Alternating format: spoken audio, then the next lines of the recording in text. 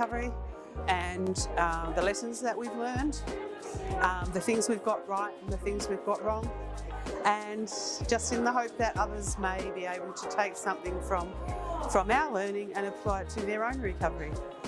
I've been sharing my experiences from the Lismore recovery. We're about a year on from the devastating impact of the disaster at the end of February in 2022.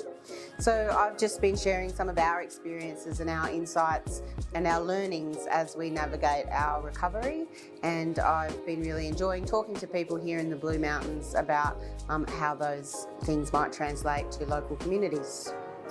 I think the conference has been really good today because we're just connecting with other local groups that we didn't really know were just down the road and facing all the same challenges, and hearing from Carol from Mallacoota, who described what their community group has done and the challenges they've faced, and to be able to connect with her and have a chat to her about how we might overcome some of the challenges that we as a group have faced has been really beneficial. What Carol said was amazing, the work they've been doing in MADRA and Mallacoota, the reality, the hardness, the difficulties, but actually coming together and being open and transparent and engaging is actually how you make the difference.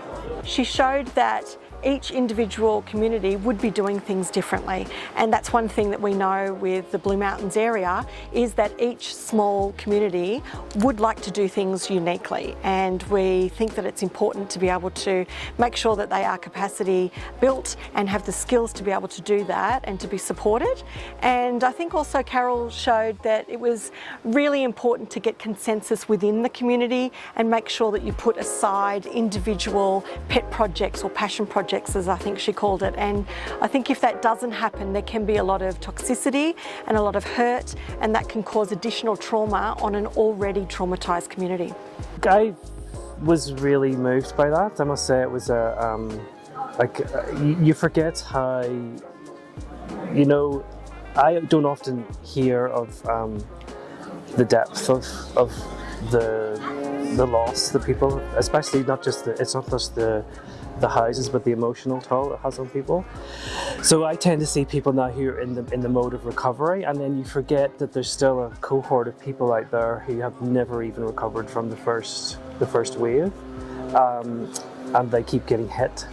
So that's something that has been sort of, that's the good thing about that was that made me hyper aware that those people are still out there. I was particularly taken with Carol's perspective on things, obviously from the ground up with the community and the tragedy that they've been dealing with. Lots of takeaways from that. Yeah. What would you say are a couple of the takeaways from that?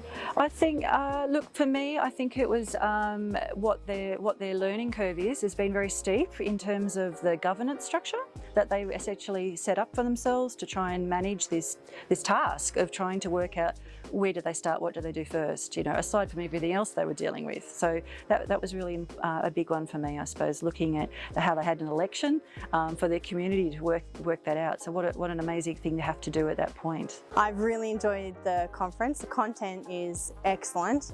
I have a lot of respect for recap, but I think the highlight for me has been the networking, particularly between like the associations, the community associations, and the different agencies that are here.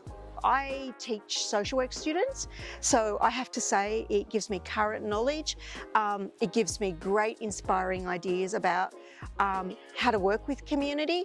I can talk about what's happening in other communities, and it's also an opportunity to hear those lived stories and what those lived stories mean to people. So that's just extraordinary to be able to share with students.